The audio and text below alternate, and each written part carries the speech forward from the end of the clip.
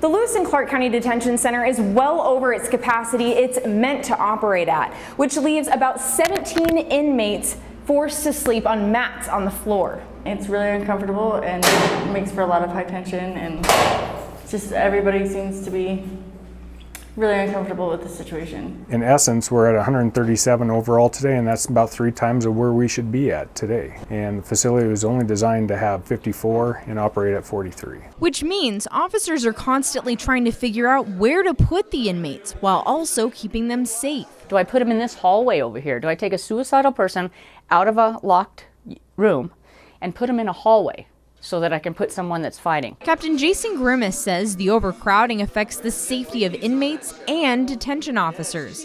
I asked Sergeant Claire Swain if she feels safe working in these conditions. She says, I can't really say it's a safe environment. I'd like to. You can't walk in a pod and not have someone behind your back. Going back. Cramming more people into a space meant for only a handful of inmates creates obstacles for officers, especially if a situation turns violent. We're constantly having to step over obstructions that shouldn't be there.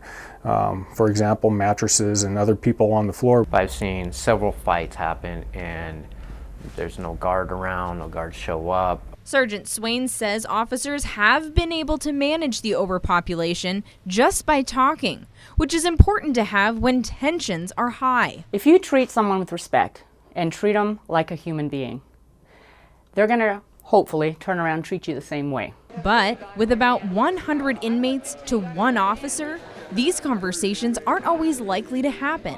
The officers are always rushed to get to the next place, and they don't have any time, hardly at all, even to just get the necessities. So it's now up to voters to decide if the safety of inmates and detention officers are worth investing in. Whether it's patrol or whether it's the detention division, your investment is the sheriff's office by approving this. In Helena, Amanda Rowley, ABC Fox Montana News.